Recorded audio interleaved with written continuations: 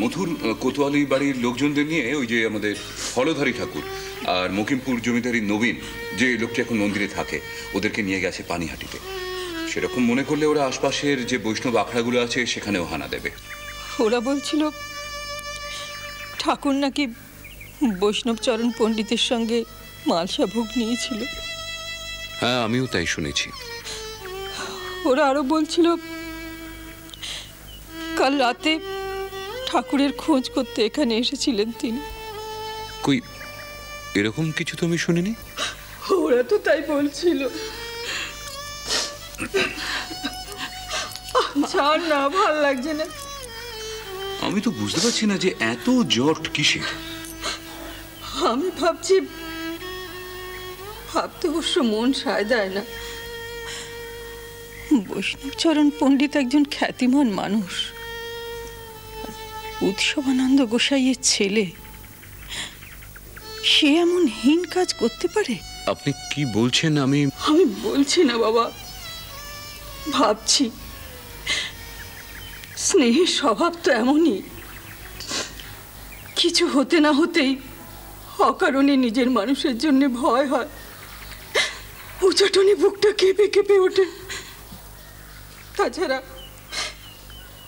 আমাদের ঠাকুর এমন দেব স্বভাব, ভুবন ভুলানো ভাব, কান্না স্বাদ হবে তাকে নিজের কাছে রেখে দিতে।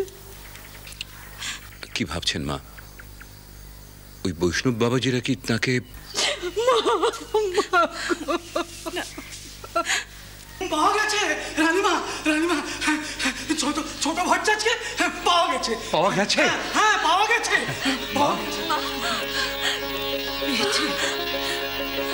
আমি জানতাম মা, গো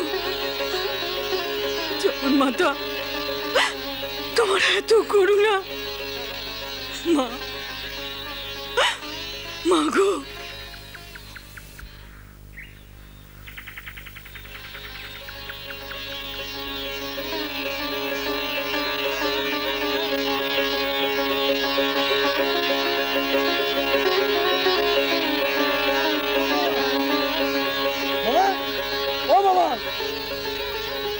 চোখ খোলো।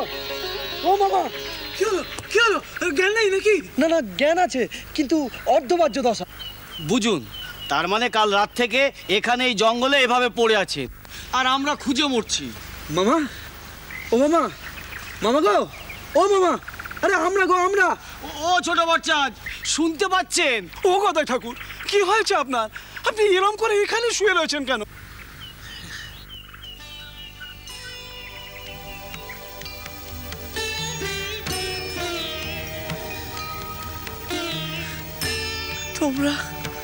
তোমরা কেন এমন করছো গো?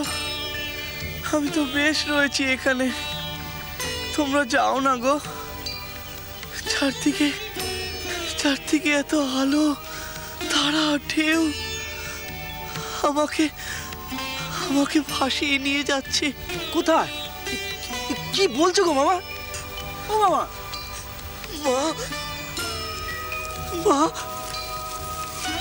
গো, আমায় নিয়ে চল মা। পরে দাঁড়া মা, দাঁড়া, আমায় নিয়ে চল মা। যাস না মা, দাঁড়া, মা।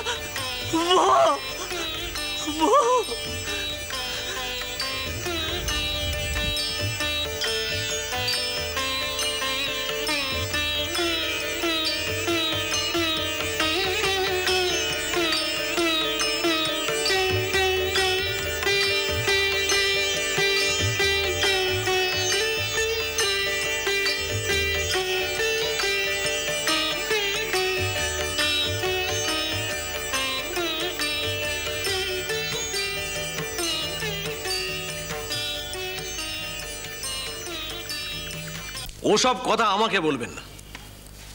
এখন আমি হ্যাঁ বললেও বিপদ, না বললেও তাই। তা বলে এমন একটা কথা নির্বিবাদে চলে ফিরে বেড়াবে? কথাটা কি? তোমার ওই ভাই তোমার এই ভাই নাকি দেবংশ সম্ভূত। হালদার মশাই, মানুষ মাত্রেই তো তাই। বাহ বাহ বাহ বাহ বাহ বাহ, কেন? তুমিও পিছু হটছ। গোড়াতে তুমিও অনেক কথাই বলতে। তুমিই বলেছ ওর সব আচার শাস্ত্রাচার বহির্ভূত, ও নাকি নিয়ম নিষ্ঠা কিছুই মানে না। এখনো তাই বলছি। ও, তাহলে সুরটা তোমার নরম কেন? হালদার মশাই, আপনার সব জিজ্ঞাসার অর্থ আমি জানি। আপনি গদাইকে মন থেকে মেনে নিতে পারেন না, সেটা কিন্তু সম্পূর্ণ লৌকিক কারণে। আর রামকুমার দাদা চলে যাওয়ার পর থেকে আপনার এই ভাবটা আরো বেড়েছে। তার কারণটা আমি বুঝি। ওই রানীমা বা সেজবাবুর সব স্নেহই যে ওই গদাইয়ের ওপর ঝরে পড়ে, এবং তাতে আপনার হিংসা দেশ এসব হয়। হবে না? তুমিই বলো। দেখো, এতদিন তো একরকম চলছিল, এখন আবার খোদ রানীমাও তল্পি তল্পা গুটিয়ে এখানে চলে এসেছেন। জানবাজারে পুজো পাঠ কমে গেছে। আচ্ছা, আমাকেও তো সংসারটা নির্বাহ করতে হয় নাকি? তাহলে অন্যায়? দেখো, এতদিন তো একরকম চলছিল, এখন আবার খোদ রানীমাও তল্পি তল্পা গুটিয়ে এখানে চলে এসেছেন। জানবাজারে পুজো পাঠ কমে গেছে। আচ্ছা, আমাকেও তো সংসারটা নির্বাহ করতে হয় নাকি? তাহলে অন্যায়? দেখুন, আপনার ন্যায় অন্যায় আপনার কাছে। আমি নিজে ব্যক্তিগতভাবে সেই দ্বন্দ্ব কাটিয়ে উঠেছি। এই মন্দিরে গদাই রইল কি রইল না, তা নিয়ে আমার স্বার্থের কোনো হেরফের হয় না, না আমার ব্যক্তি স্বার্থের, না আমার ইষ্ট স্বার্থের। হ্যাঁ, ও আমার ছোট ভাই হিসেবে আমি ওকে নিষ্ঠাচার দিয়ে ধরে রাখতে চেয়েছিলাম, আমাদের কুল বংশের সুনাম দুর্নামের কথা ভেবে। কিন্তু এখন বুঝি কেন, এখন বিশ্বাস করতেও শুরু করেছি ও এসবের ঊর্ধ্বে। তা তোমার এই শুভ বুদ্ধির উদয়টা কবে থেকে শুরু হয়েছে?